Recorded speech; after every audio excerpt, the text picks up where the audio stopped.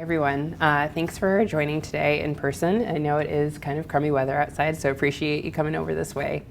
Before I get started, just want to say that I am getting over a cold, so I'm sorry if my throat is a little scratchy. But yeah, I just thanks so much to Birch and CFAR for having me here today. We within WACh have created a kind of dissemination toolkit and wanted to share it with you all here today. So what I'm going to go over today is kind of the purpose of the toolkit, as well as a description of the tools, and then provide some examples that we have. Happy to take questions as well at the end, or yeah, just feel free to interrupt. So the WACh Dissemination Toolkit really came about because our study teams wanted more guidance on different types of dissemination. You know, a lot of times researchers and study teams get to year 5 of a study and they're like, well, we need to disseminate the results. What do we do? A lot of that looks similar for some studies in the dissemination, and you know, you're gonna create maybe a study presentation of the results and have that with, have that presentation with community advisory board members or other relevant stakeholders within your project. But sometimes it might look very different depending on the research project and what you want to, who you want to disseminate to. But our study teams really wanted to not have to reinvent the wheel every time that they needed to do this, and they really felt like they were. And they wanted not only post-award resources, but kind of some things to think about pre-award as well. And so we realized that within our own staff, we really had some expertise around communication with policymakers specifically and other stakeholders. And so we really kind of harnessed that experience to create this entire toolkit. And it was, iterated and over several times, but has been implemented since about 2019 with our study teams. And you don't need to use every single aspect of the toolkit in, every single study, but we like to think of it as, options for you. So it's really, that's like the main intention of it, because dissemination is like a critical step in the research study, and can inform various audiences about the research and its findings. And it can also really influence change in communities. So dissemination is something that you really want to think about, not just in year 5, but really throughout the entire life cycle of your study, both in the pre-award phase when you're thinking about budgeting, but also in the post-award phase when you're actually implementing. So I'm going to go over every single one of these, but just to kind of give you an outline of what's in the toolkit is all of these items here. So the first one is a dissemination planning guide. And you can see here, I just included screenshots for kind of ease of presentation, but it does involve several different tabs at the bottom here. And this is really just a planning guide. It's not meant for external stakeholders, this specific document. It's meant for the investigator and the research teams to really think about what are their goals for this. And this is one of those things that you could use either in the pre-award phase of your proposal or in the immediate post-award phase when you're still starting study projects or study activities. And so you can really think about what are your overall goals. Like, you have your research question, you have the design, you have everything that you want to do, but then think about at the end of it and what you want to really disseminate to the communities of interest and how. So this whole document is really designed as a way to think about the different audiences that you want to present to and the kinds of message that you would want to give to each individual audience, because it's likely going to be very different whether you're talking to, policymakers from the Ministry of Health or maybe study participants or local community advisory boards, etc. It's going to need to be different. Your message is going to need to be different based on who you are actually communicating with. And so this is meant as just an internal planning guide to kind of help the study teams think about what they're going to do and how. The next part of the toolkit is kind of a written summary of the proposal. And this is again meant for more of your pre-award phase. And so this is really intended more for if you are an investigator and you're trying to reach out to maybe a new collaborator or a new, or not even a new, but just like someone that you want to work with on the project and consider, getting their expertise. This is just a very templated letter that you could send regarding the summary of the proposal that you are submitting, as well as the ask of writing a letter of support and just kind of like asking for their relevant expertise on the project. Again, this is more of a pre-award thing. This is not a post-award typically, but it's a really easy thing for people to copy and paste and then fill in based on the relevant information that they need. So we wanted to make it kind of as easy as possible for the study teams. The next item in the toolkit is what we call kind of a study summary flyer. So this provides background on the who, what, when, where, and why of the study. And the primary purpose is really to provide general lay-friendly background information for the general public or study participants on the study goals and objectives. This document is intended to be widely distributed before results are available. So this is not something that you would necessarily wait until the study end to have your study results. And this is kind of more of a sensitization tool that you can provide to community leaders, study participants, et cetera, to give them an overview of, hey, this is our research study, this is our, this is our main scientific question, this is what we want to get out of this, and this is what we're asking for. So we've designed this in mind with a lot of Global WACh's very specific regular partners, which is why we have the different logos up at the top, but obviously this can be tailored to whomever works within your project. It does not need to have all of these very specific logos, but we obviously do recommend that you include your study partner logos in any of your dissemination materials like this. And then we also try to always say that, if you're including photos like this in your study dissemination materials, that you are also crediting who took the photo, as well as if there was permission for it. So again, just calling that out there with a little insert your own photo box here. The next one is going to be the study results flyer. So you can see that this looks very similar to the study summary flyer. However, this one is really meant more to provide the actual results of the study. So this is one of those things that's going to happen more towards the end of the study.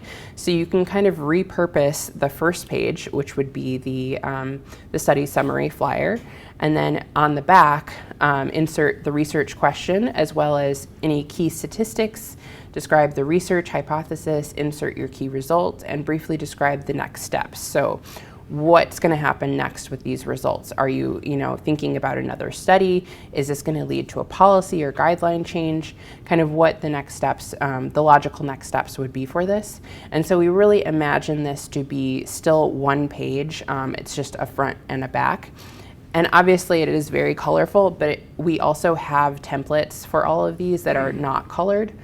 So it's black and white because we understand that colorful paper is not always easily available, and printing resources are hard to come by and expensive, and sometimes studies just can't afford it. So I do want to call out that we understand that there are some very colorful graphics here, but we did anticipate some of our study teams might not want that, and so we do have all of these in kind of a black and white graphic as well.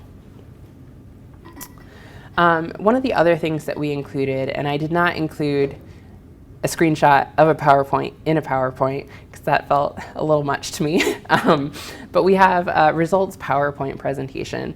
And so again, this is really provides an overview of the study's background, methods, results, discussion, conclusion, and recommendations in a slideshow presentation format.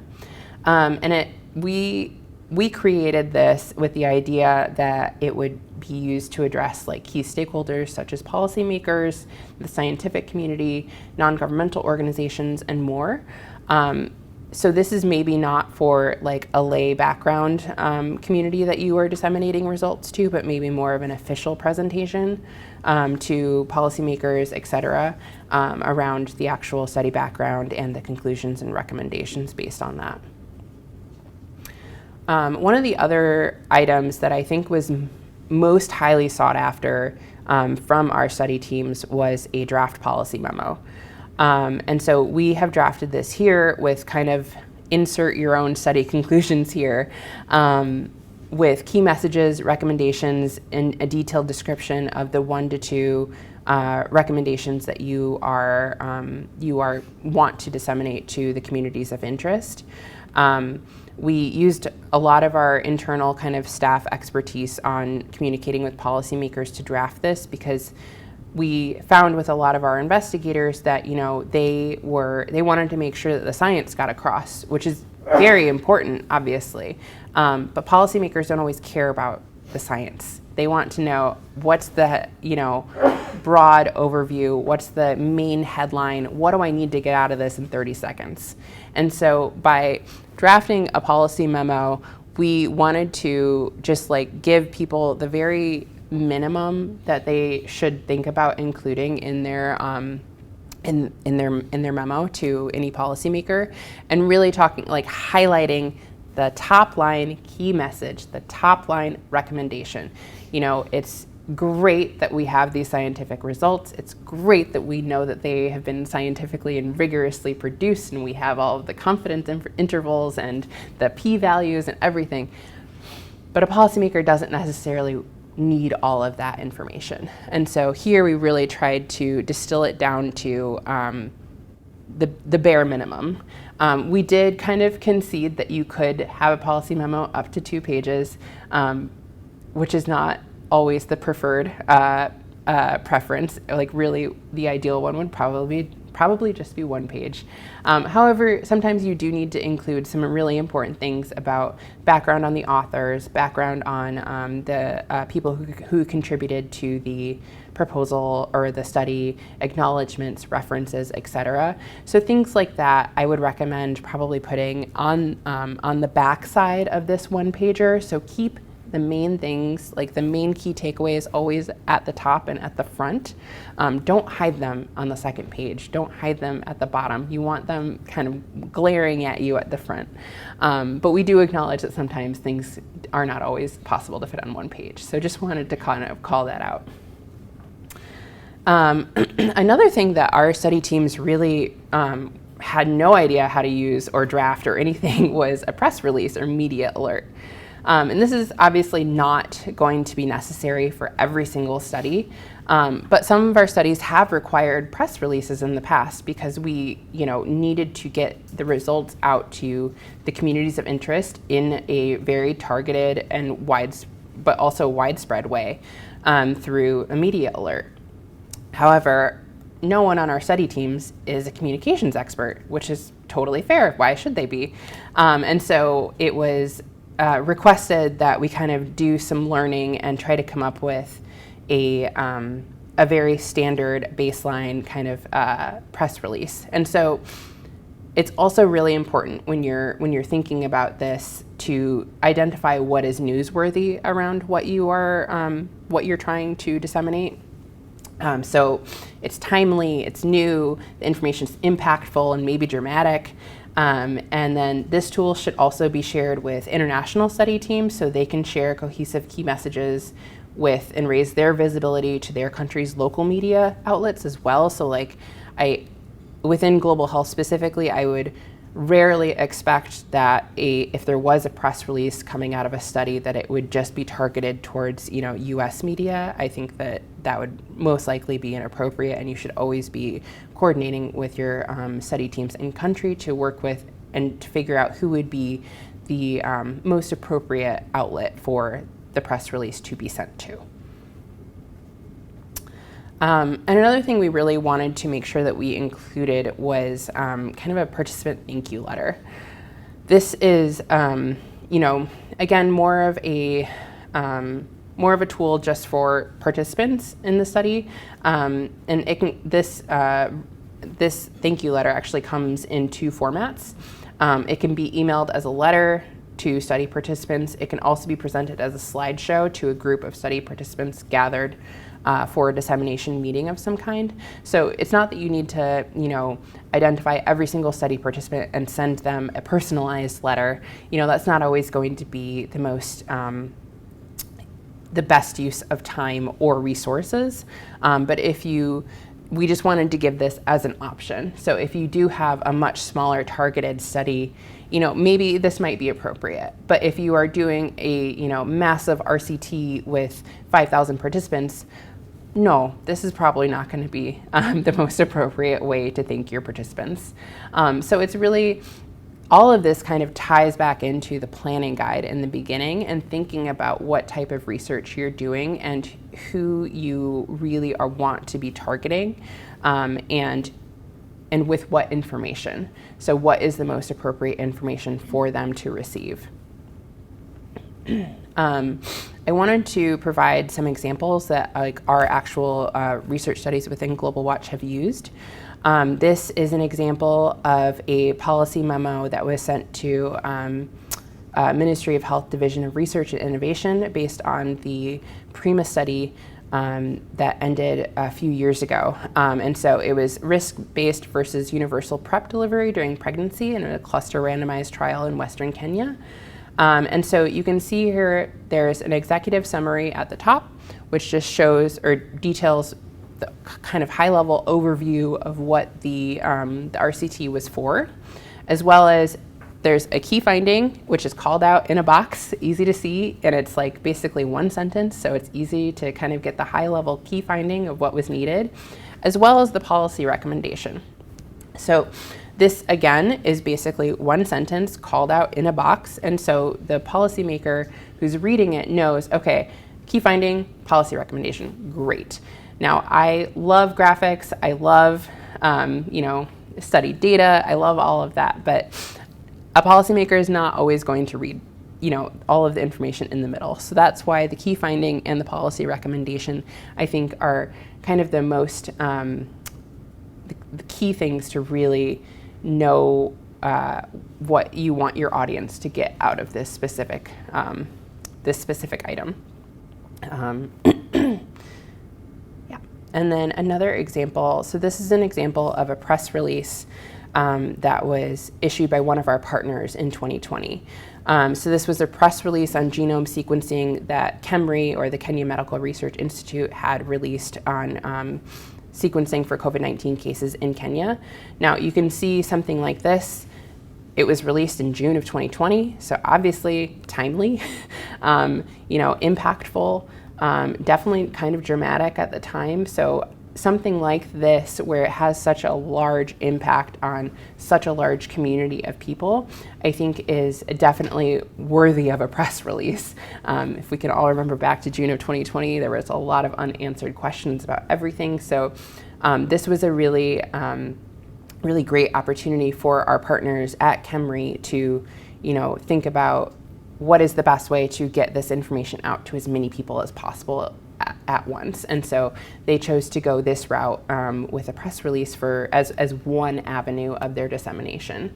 And it was, because it was done through KEMRI, they also released it obviously in country to Kenyan media resources, and it was not, released widespread to, US or other international communities. It was more focused strictly in Kenya.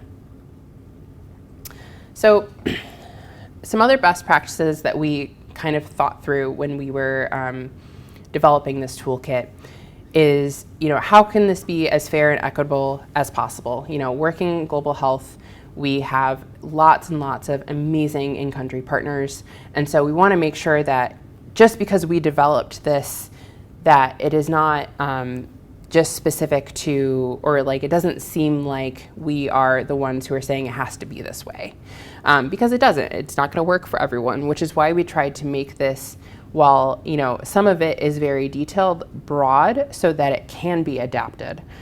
We want it to be adapted. It's going to be different for every study. You're going to need different things for every study. So some of the suggestions that people came up with was, setting up a WhatsApp group with the in-country study team to get everyone's perspectives on the dissemination materials. I know from practice that our study teams pretty much have this set up anyways, but if you do not have something like this implemented for your study teams, definitely recommend doing that, just because it's a much easier way to very quickly communicate, and I think, just an easier way to always spread this information rather than just over email. We also did consider the dissemination strategy of the in-country study team and discuss with them how their dissemination strategies may differ from Global WACh's thought-through strategies. Ours is by no means the best or the only, and so we want to make sure that things that we're thinking through make sense to our partners in country. And so always consult with the study team about the desired branding, so that everyone knows which institute brandings are most appropriate to use. You should not make assumptions that just because you had a Ministry of Health consultant means that you need to include the Ministry of Health logo. Your in-country study team is going to know if that's appropriate or not better than we will. So definitely important. I know it seems like kind of a nitpicky thing, but I think for different dissemination materials, it can really be important. And also ensure that the dissemination materials show equitable branding. Again, seems a little non-scientific to care so much about branding, but it really does matter, and making sure that things are, same size, location within the materials, and that you're you're being consistent about it, so it's not just in one place. You're identifying not only UW, but also your partners, and in similar ways. We also highly encourage sharing initial drafts with your scientific and community partners to get different perspectives. Again, your dissemination materials are gonna look different depending on which audience that you are talking to, either a scientific or a community partner. So definitely get input from your study teams in country around what would be the best language, what would be the best presentation type. They're going to have much more experience in that than we will. And definitely choose an appropriate spokesperson when disseminating information. For instance, if you are targeting an audience in the Kenyan Ministry of Health, have a Kenyan spokesperson from your study team disseminate the information. It does not need to be the PI. It does not need to be, a UW person doing this. It should be, in this instance, someone from your study team. So all of this seems very straightforward, but I think it's important to call out. And so we have outlined all of this in kind of our broader best practices, standard operating procedures for our toolkit, so that when we share it with people, they kind of have to stop and think about this, and just remember, oh, okay, this is something that we need to be thinking about and doing. And with that, that's the end of my presentation, and I'm very happy to take questions. And this is a tool that we have developed and are happy to share with others. So it's not just because it was developed within Global WACh does not mean that it needs to stay within Global WACh. And so happy to share those resources to anyone who's interested. And thank you to all who helped draft, iterate, and implement this tool. It was a labor of love over time, and just really grateful for all of my team members who contributed to it. And yeah, thank you. I'll let you do repeat the question when they ask you, so it comes up on the recording. Thank you. Yeah, absolutely. If there are any questions, I'm happy to take them.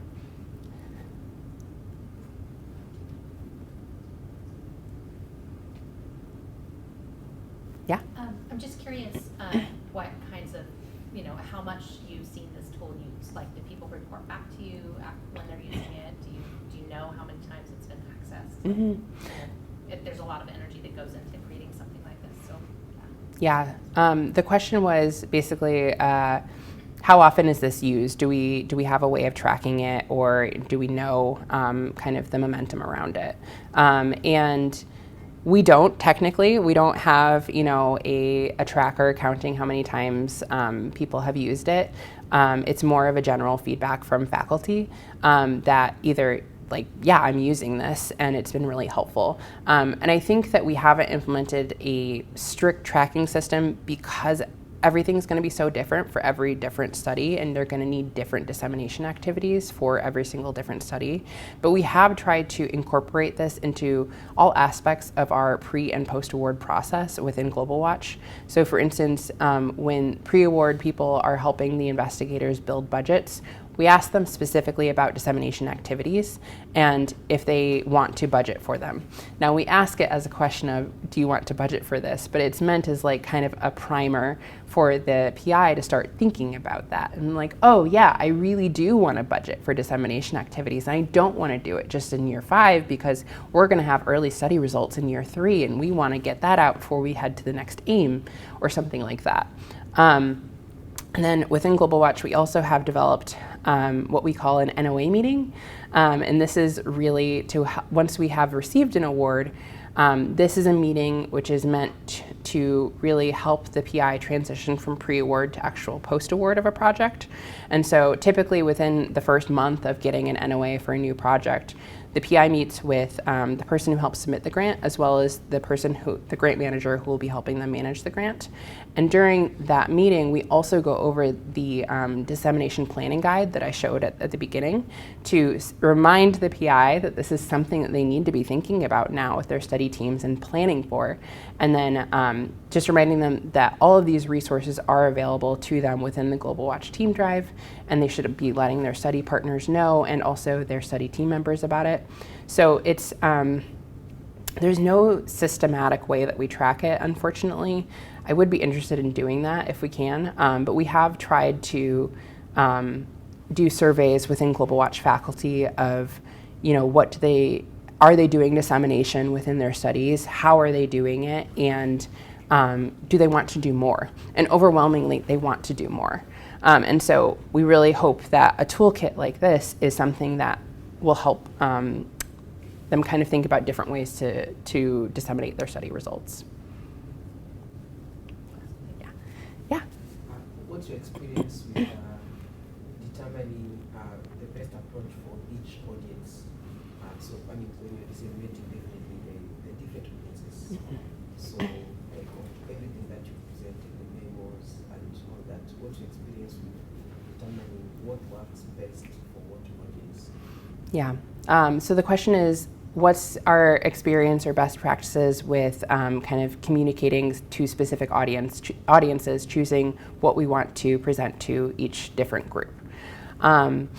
And for that, it's really going to depend. And I'm sorry that that's a vague answer, but it's going to depend on, what you're trying to, who you're communicating to. So if you're communicating to, let's say, a community advisory board or community stakeholders who were part of the project, I would never recommend giving them a policy memo, because that is going to be, the language used in a policy memo is probably going to be not as of interest to a community member. A community member is more focused on how is this going to impact me and my family and my health, which makes sense. And so I think it's really important to think about who you're communicating to and what is most important to them. They're not an average community member is not going to care as much about a policy change or a press release. Like, sure, that seems cool, but it's not going to impact their daily lives as much. And so if you send them a thank you letter for participating in the study, that is much more personalized, and it's not going to necessarily impact their day-to-day lives, but I think would mean more to them than a policy memo getting handed out at a community meeting or something like that, or even just a presentation to the study participants saying, hey, you are part of this study and this is what we found. Because I feel like a lot of times researchers don't always do that, and so we ask people to give their time to these research studies, and so we should tell them what came of it.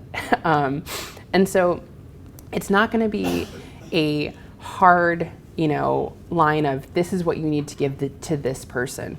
I would obviously highly recommend talking with your in-country, study team partners who are actually doing the on-the-ground work and say, hey, this is what I'm thinking. Do you think this would be appropriate? And then they can also give you more input as to what would make the most sense for what audience. But I think it really starts with identifying who the people are that you want to talk to and what they, what's most important to them and what is the most important thing that you want them to know about this research study in particular. Yeah. Thanks for the presentation. Thanks to your team for the Toolkit. I'm just wondering if your team has thought about adding a social media component to the Toolkit, especially because of the era we live in right now. I think for me, I would probably get a press release memo from the regional faster from like any of the social media handles before like going. So are you guys thinking about some guidance on how to use those? Yeah, that's a really great question. And so the question was, have we thought about adding in a social media component to the toolkit, just because of the age that we live in and how fastly communication is disseminated that way? We haven't actually talked about that, but I think that it's something that we really need to. I think in today's age, some people are maybe afraid of using social media for different reasons, but I don't think that we should necessarily limit ourselves to either only using social media or not using it. I think that there's definitely a good ground in between, and I agree that it can be very impactful. And so it's definitely something that we need to talk about within our team and kind of come up with, I think, some draft guidance for this is what, instead of just like what's newsworthy for a press release, but like what's newsworthy for a tweet, what's newsworthy for a Facebook post, or a WhatsApp group post or something like that. Like it doesn't necessarily need to be just things that we think about here, in the US around like what used to be Twitter, TikTok, things like that. But I think WhatsApp groups specifically are a really important way to disseminate study results in different countries, and definitely something that we should look more into. So thank you for bringing that up. I really appreciate it. Yeah. Yes, I think that's a really wonderful question, and I just want to add on that. We have been thinking more about the dissemination through social media, and then my team and I, we published one theoretical paper in which we conceptualize the strategy to identify the influencers as well as the typology among different influencers in the sense about their activity on social media, their priority, originality of the contents versus like redissemination, and their popularity. So there were like 4 measures to quantify their strategy and also shed light on the strategy that we could develop in the future. For instance, if we are working on anything related to PrEP, actually there is like one very exciting study from Philip regarding like a zero transmission with PrEP. And then like how exactly to disseminate that to the target audience, there are strategies to go. For instance, if we identify any of the influencers who had a pattern of redissemination was like retweeting, and actually we could reach out to them and share the return content, that would be one of the most efficient way to go.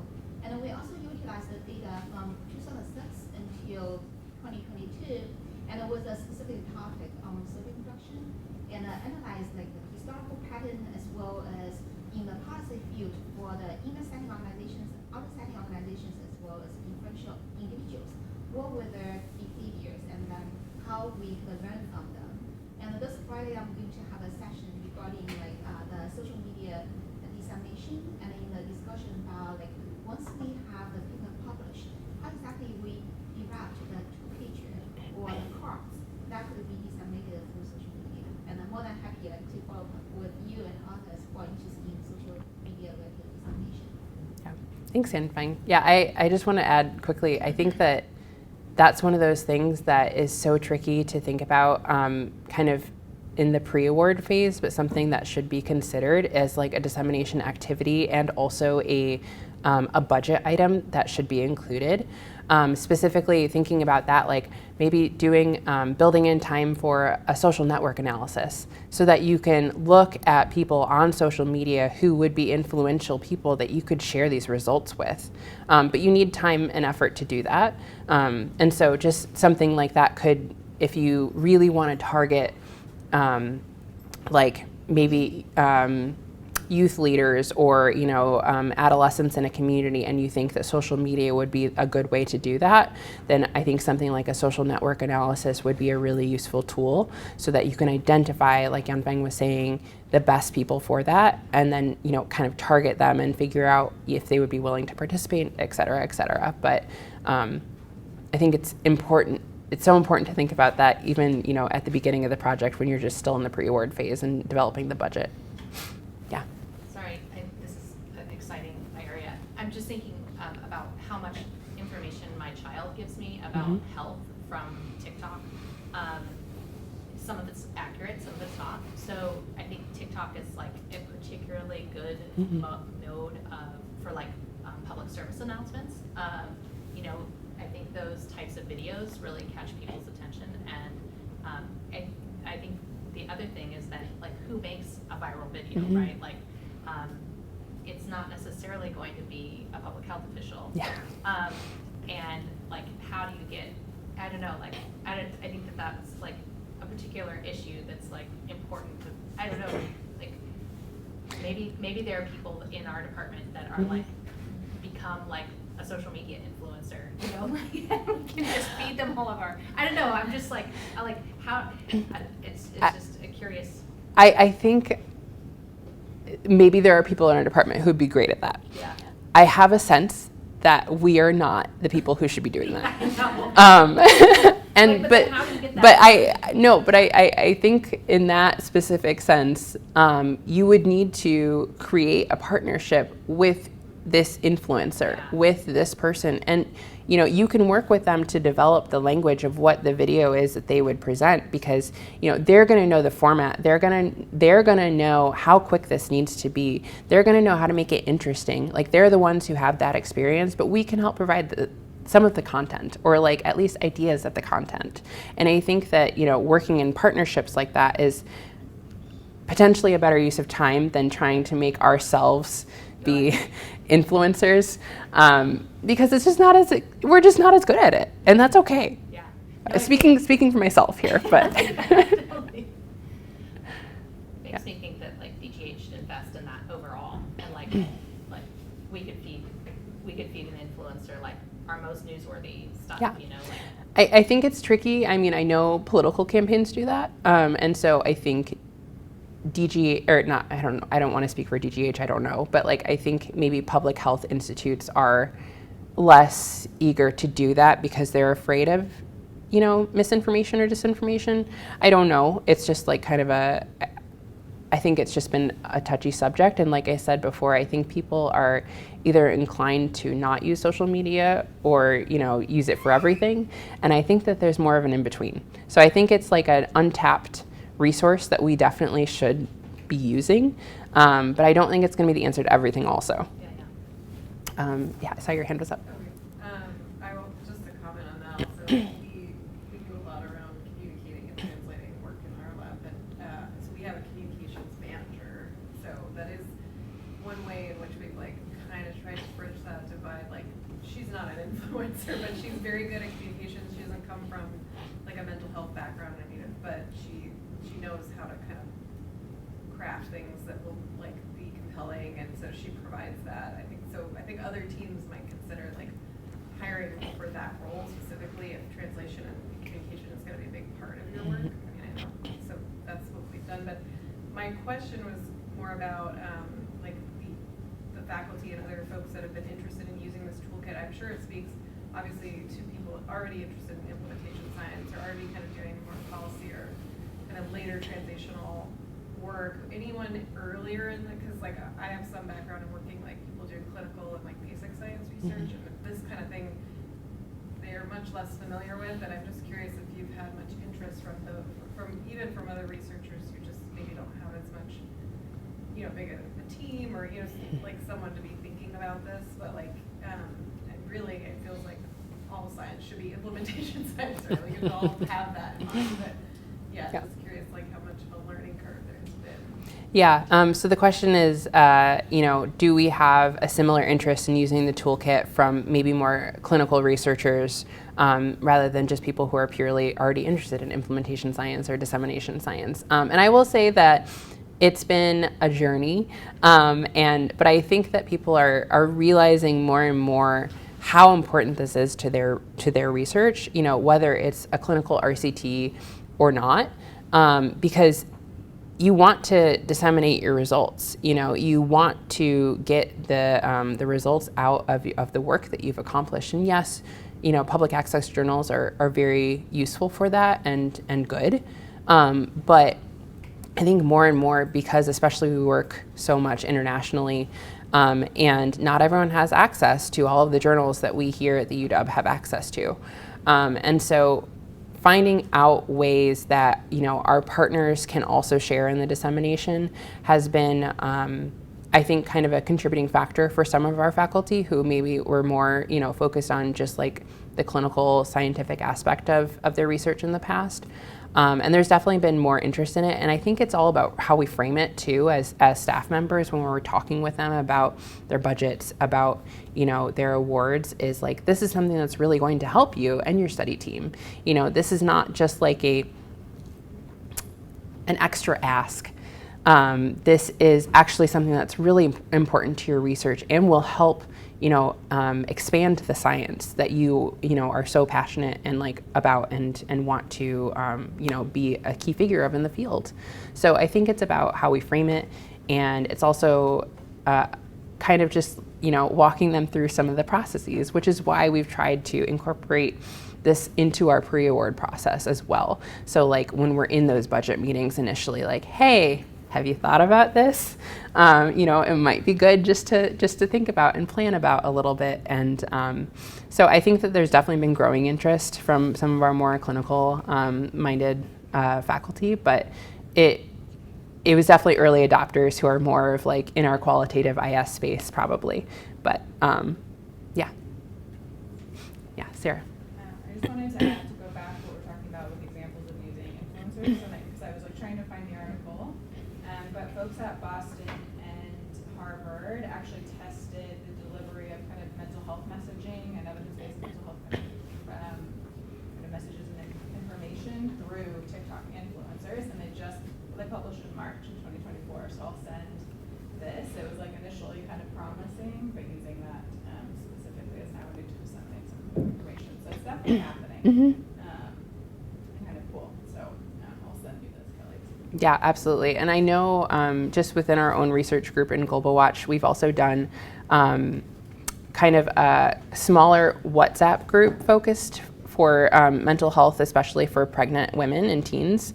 And there's been, I'm not sure of the results, to be honest, or if I think it's still ongoing, but it's just a really interesting way of using something like WhatsApp to connect people who are in vulnerable situations and need a person to talk to, not necessarily a clinical person, but just a person who is of their similar age or maybe a similar situation, just to connect with and feel less alone. So I think all of these are I definitely want to read that article, Sarah. That sounds really interesting. I think your hand was up first, Judy. Yeah, so I'm just wondering how you deal or address the feedback after dissemination, and hope the audience has some perspective on what has been disseminated, how some information has changed. How do you address that, or do you change the dissemination information? If we get serious feedback, absolutely. If it's this is no longer appropriate, this is not something that we should be doing, absolutely. But otherwise, it's kind of, we leave a lot of the templates kind of as is, knowing that the study teams will adapt them as they need them. So like I said, if we receive feedback that something was no, this can't be done anymore, then yeah, absolutely, we would refine and maybe just remove or come up with something completely different. But I know that we've gotten, some of our study teams have gotten feedback in the past around, maybe the formatting, or I don't know, maybe some of the language used to describe participants or something like that. Yeah, like absolutely, that is easily adaptable, that is easily changed. And so, we don't always immediately change the toolkit per se, but we do advise everyone to read through it and, update it as appropriate for your study and who you're talking to. Yeah,